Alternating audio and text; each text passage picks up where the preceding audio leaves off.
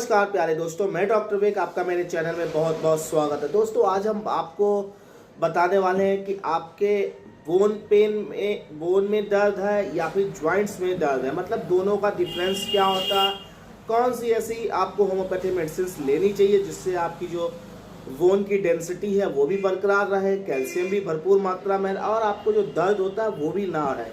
क्योंकि दोस्तों bone pen और जॉइंट पेन दोनों में डिफरेंस बहुत ज़्यादा होता है, परंतु कई ऐसे लोग होते हैं जो लोग जोड़ों के दर्द से, मस्कुलर पेन से परेशान ही रहते हैं, परंतु वो लोग डिफरेंस नहीं लगा पाता, जिसकी वजह से उनको समस्याएं बढ़ती रहती है।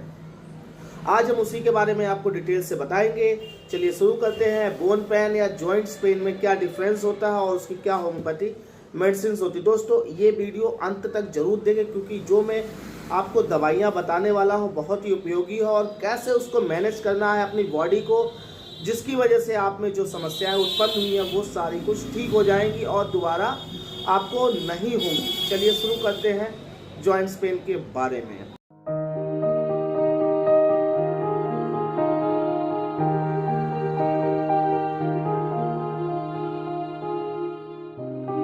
नमस्कार दोस्तों आज हम आपको बात कर रहे हैं बोन पेन या जॉइंट्स पेन के बारे में।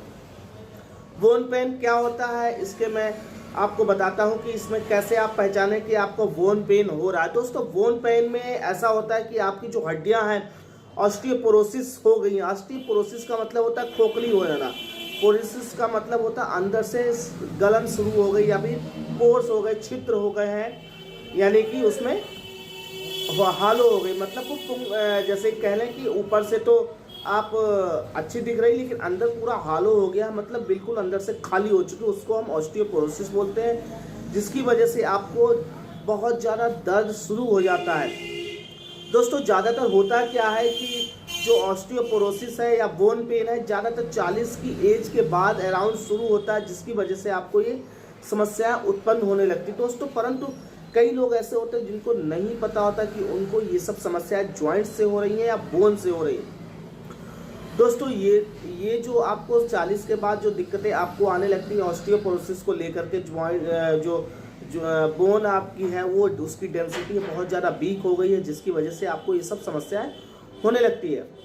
अब दोस्तों अब क्या होता है जॉइंट्स पेन में, क्या होता है दोस्तों, जो हमारे जॉइंट्स होते हैं, जॉइंट्स का मतलब होता है अपना रिस्ट हो गया, एल्बो हो गया, शोल्डर हो गया, नी हो गया, और ये हमारे जो छोटे छोटे ये उंगलियों के जॉइंट्स हो गए, इन सब चीज़ों में समस्याएं आती हैं। क्यों आती है दोस्तों? इसमें हमारे शरीर में कार्टिलेज होता है।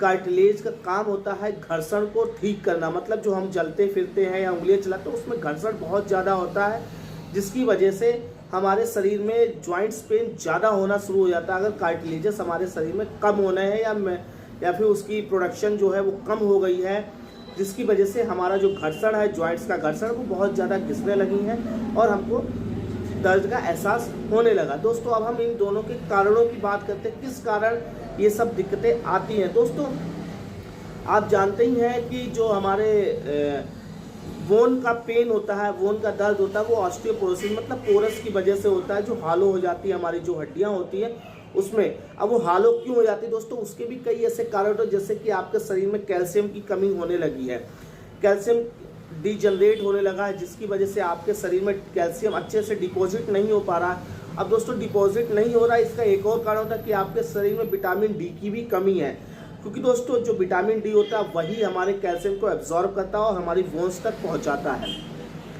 जिसकी डेंसिटी कम हो गई है उसमें ये ज़्यादातर दिक्कतें आती हैं, क्योंकि हमारे जो कैल्शियम है, मैग्नीशियम है, कई ऐसे आयंस होते हैं वो भी साथ में कम होते शुरू हो जाते हैं, जिसकी वजह से हमको ये प्रॉब्लम शुरू हो जाती है। हमको बोन का पेन है, जो हड्डी का दर्द है, वो शुरू हो जाता है। अब हम बात करते हैं जॉइंट्स पेन। जॉइंट्स पेन अक्सर क्यों होता रहता है? दोस्तों आप जानते हैं कि हमारे जो जॉइंट्स हैं उसमें घर्षण बहुत ज़्यादा होता रहता है, क्योंकि जॉइंट्स में जो कार्टिलेज है तो उसकी वजह से ज़्यादा दिक्कतें आती है, या फिर आपको आर्थराइटिस बहुत लंबे समय से गठिया हो गया है, सूजन आ गई है, गाउट है, रूमेटाइड आर्थराइटिस हो गया है, या ऑस्टियो आर्थराइटिस है, मतलब ये सब आपको डिजीज की कंडीशन आपके जॉइंट्स में ज़्यादा चल रही है, जिसकी वजह से अब आपको ये दिक्कतें आनी शुरू हो गई। दोस्तों अब हम मैनेजमेंट की बात कर लें कि आपको अगर ये सब मैनेज करना तो कैसे करें। अगर आपको शुरुआती स्टेज ऐसा लग रहा है कि आप उसको मैनेज कर लेंगे, तो उसके लिए मैं आज आपको डाइट प्लान के बारे में बताता हूँ। दोस्तों, कई लोग होते हैं कि अपने डाइट प्लान में कैल्शियम हो गया, मैग्नीशियम हो गया, पोटेशियम हो गया या विटामिन डी हो गया, ये प्रचुर मात्रा में नहीं लेते हैं और कभी कभार वो स्किप भी कर देते हैं।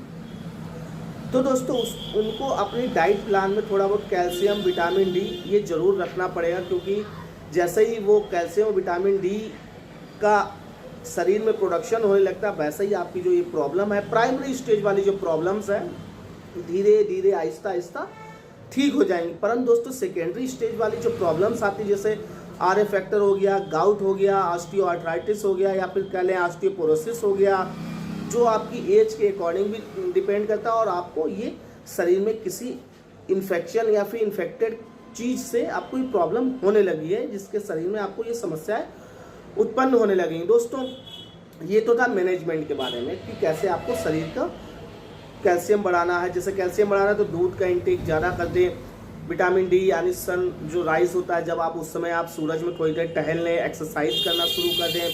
अपनी डाइट में पोटेशियम आयन ज़्यादा लेने लगे, कैल्शियम आयन ज़्यादा लेंगे, प्रोटीन की डाइट ज़्यादा लेने लगे, जिसकी वजह से आपके शरीर में ये सब समस्याएं कम हो जाएंगी और धीरे धीरे आहिस्ता ठीक हो जाएंगे। अब हम बात करते हैं कौन सी ऐसी होम्योपैथी मेडिसिन होती हैं या सप्लीमेंट होते हैं जिससे आपके जो शरीर में ये प्रॉब्लम है वो सब धीरे धीरे ठीक हो जाएगी। दोस्तों, सबसे पहले नंबर 1 पर आता है मैग्नीशियम फास्ट। दोस्तों, मैग्नीशियम फास्ट आपके जॉइंट्स पेन के लिए बहुत अच्छा है, मसल पेन के लिए बहुत अच्छा, और साथ ही साथ जॉइंट्स पेन के लिए भी बहुत अच्छा होता है, क्योंकि इन सब तीनों कंडीशनों में बहुत ज़्यादा दिक्कत आती है, जिसकी वजह से ये आपको मैग्नीशियम फास्ट 6x में आपको दिन में 3 बार लेनी है, 4 टैबलेट दिन में 3 बार। उसी के अराउंड सेकेंड नंबर पर आता है कैलक्रिया फास्ट। दोस्तों, कैलक्रिया फास्ट आपकी हड्डी के लिए बहुत ही उपयोगी है और आपके शरीर में कैल्शियम की कमी को पूर्ति करता है, जिसकी वजह से आपकी ऑस्टियोपोरोसिस है या कई ऐसी जो समस्याएं चल रही हैं वो पूरी कर दी जाएंगी। और ये आपको भी 4 टैबलेट दिन में 3 बार, ये कंटिन्यू आप कम से कम 2 से 3 महीने लगातार आप ले सकते हैं, इसमें कोई साइड इफेक्ट नहीं होता।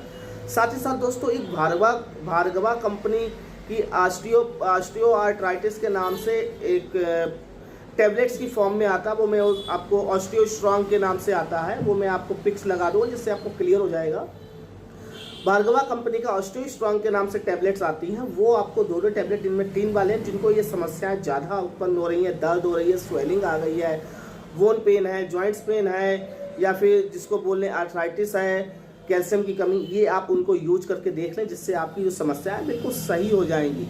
और ये आपको कम से कम 2 से 3 महीने कंटिन्यू लेते रहें, इसमें कोई साइड इफेक्ट नहीं होगा। अगर कोई भी आपको क्वेरी होती है, कोई भी मेडिसिन आपको परचेस करने में दिक्कत हो, तो आप हमारे कमेंट सेक्शन बॉक्स में जाकर के कमेंट कर सकते हैं, ईमेल कर सकते हैं। मैं आपको यहाँ से मेडिसिन कोरियर के थ्रू आपको पहुँचा दूंगा, जिससे जो भी उसका रीजनेबल चार्जेस होगा, प्राइस होगा, वो आपसे लिया जाएगा। आशा करता हूँ दोस्तों आज का वीडियो ये समझ में आ गया होगा। समझ में आ गया दोस्तों, लाइक करें, शेयर करें, सब्सक्राइब करने के साथ साथ दोस्तों बेल आइकन के बटन को जरूर दबाएं, जिससे जो हमारे वीडियो होते हैं वो आप तक पहुंचते रहेंगे। मिलता हूं दोस्तों अगले वीडियो में, तब तक जय हिंद, जय भारत, थैंक यू, नमस्कार।